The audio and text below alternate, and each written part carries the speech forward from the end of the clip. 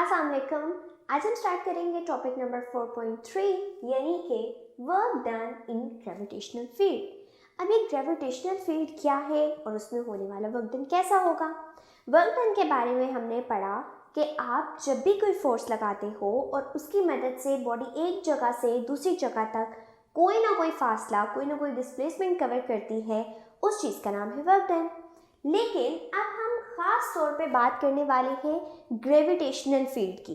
Gravitational हमेशा वहाँ पे वर्ड आता है ग्रेविटी से, जहाँ पे हम ज़मीन की बात कर रहे हो। इसका मतलब है कि कोई ना कोई फील्ड ज़मीन के इर्द गिर्द बनी हुई है जिसके अंदर हमें अब काम करना है। तो स्टार्ट करते हैं पहले डेफिनेशन से कि ये work done in gravitational field क्या है।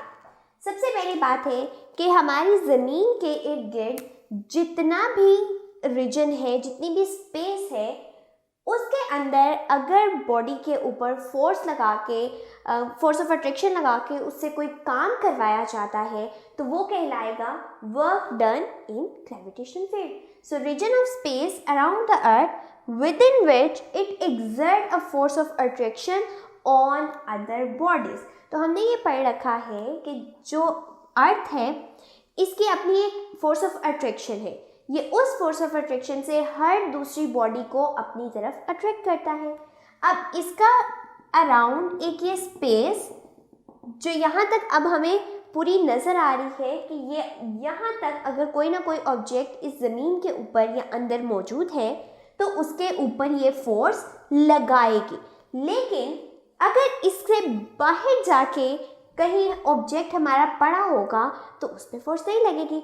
इसकी मिसाल इसी तरह से है जैसे हम अपने घर के अंदर शेर होते हैं। वो घर हमारा अपना रीजन है, हम जहाँ चाहें घूमे फिरें, हम ऊपर जाना चाहते हैं, छत पे जाना चाहते हैं, पहली मंजिल पे जाना चाहते हैं, तो हम अपनी मर्ज़ी से अपने घर के अंदर तमाम काम भी करवा सकते हैं। जो हमारे सिबलिंग्स हैं, हम उनके ऊपर हुक्म चला रहे होते हैं, हमारे वर्कर्स होते हैं, तो हम अपनी मर्ज़ी के मुताबिक तमाम लोगों से काम करवा रहे होते हैं अपने घर के अंदर।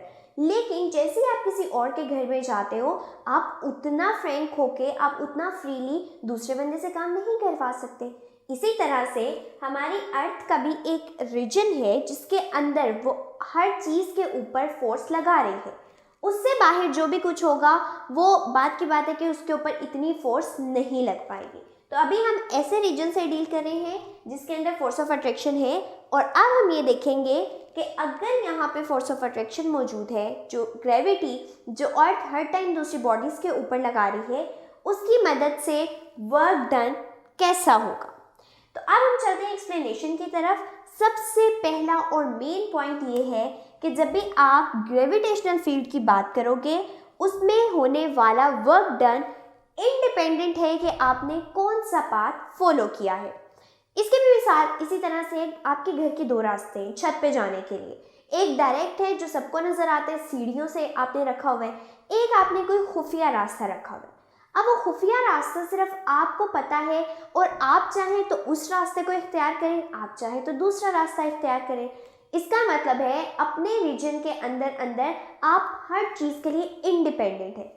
तो इसी तरह से जो हमारा वर्क डन है ग्रेविटेशनल फील्ड के अंदर, उसमें पाथ नहीं आता, पाथ को वो फॉलो नहीं करता। चाहे आप इस पॉइंट तक पहुंचने के लिए यहाँ से यूँ चले जाएं या चाहे सीधा चले जाएं, चाहे कोई इस तरह से कर्व बना लें, तो हमारा पाथ इंडिपेंडेंट है। दूसरा पॉइंट ये है कि जो work done along a closed path है ग्रेविटेशनल फील्ड में, वो भी ज़ीरो होगा।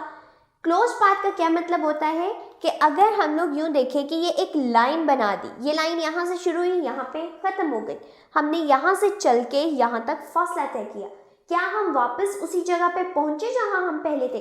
नहीं पहुँचे, पहले तो हम यहाँ थे। लेकिन अगर मैं यूँ कहूँ कि मैंने यहाँ से चलना शुरू किया और आखिर में मैं वापस इसी पॉइंट पे पहुँच गई, तो पहली बात ये एक क्लोज पाथ था और मैं उसी पॉइंट पे दोबारा पहुंच चुकी हूँ। इट मीन्स कि मैंने कोई काम किया ही नहीं है। अगर साइंस की लैंग्वेज में जहाँ से शुरू करो वहीं पे आके आप दोबारा चीज़ को ख़त्म कर दोगे तो आपका काम नहीं होगा, आपका वर्क डन ज़ीरो रहेगा। तो ये दो मेन इंपॉर्टेंट पॉइंट्स हैं और वो क्या है कि पहली बात हमारा पाथ फॉलोड नहीं होता, दूसरी बात कि अगर क्लोज पाथ है तो वर्क डन 0 रहेगा। अब हम पहले केस को डिटेल में डिस्कस करना चाह रहे हैं कि क्या वाकई ऐसा है कि अगर हम लोग ग्रेविटेशनल फील्ड को कंसीडर करें तो उसमें पाथ इंडिपेंडेंट है, आप कोई भी रास्ता इख्तियार कर सकते हो। इसके लिए हम लोगों ने एक डायग्राम को कंसीडर किया। यहाँ पे B तक हमने किसी एक मैक्सिमम हाइट तक पहुँचना है।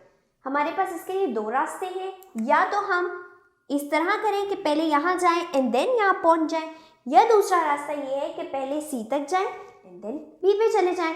तो हमारे पास दो अलग अलग पाथ आ रहे हैं। अब देखना ये है कि क्या अगर हम इस पाथ के लिए वर्क डन कैलकुलेट करते हैं वो इक्वल है इस पाथ के। अगर तो होगा फिर हमारी ये स्टेटमेंट बिल्कुल ठीक कंसीडर होगी। अब हमने क्या किया है, सबसे पहले वर्क डन हम A, B एंड D के अलोंग फाइंड आउट करने वाले हैं। इसको आप A, D, B लिखें, वो ज़्यादा बेहतर रहेगा। ये ऐसा क्यों है? क्योंकि पहले हम A से D पे गए, देन D से B पे गए, तो D is the centre point. अब हमने वर्क डन अलग अलग फाइंड आउट करना है। वर्क डन फाइंड आउट करने का फॉर्मूला है F.T which is equals to W। अगर हम इस डॉट प्रोडक्ट को ख़त्म करेंगे हमारे पास आ जाएगा FD cos ऑफ थीटा। अब ये F वो वाला F है जो ग्रेविटी फोर्स लगा रही है उस ऑब्जेक्ट के ऊपर। It means downward weight. तो डाउनवर्ड वेट ही यहाँ पे हमारी फोर्स है जो बॉडी के ऊपर लग रही है हर टाइम। अब यहाँ पे चूंकि हम लोग डिस्प्लेसमेंट इस डायरेक्शन में कवर कर रहे हैं तो ये डिस्प्लेसमेंट D और हमारा जो mg है वो डाउनवर्ड चूंकि एक्ट कर रहा है तो इस तरह से इन दोनों में 90 डिग्री का एंगल बन जाएगा।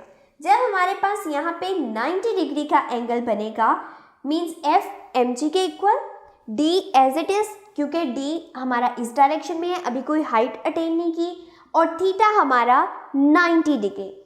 अगर हम इसको पुट करेंगे तो cos 90 इक्वल टू 0।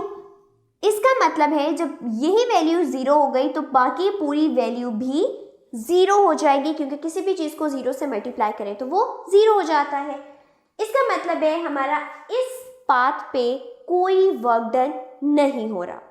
अब दूसरे पाथ की तरफ चलते हैं, D B की तरफ।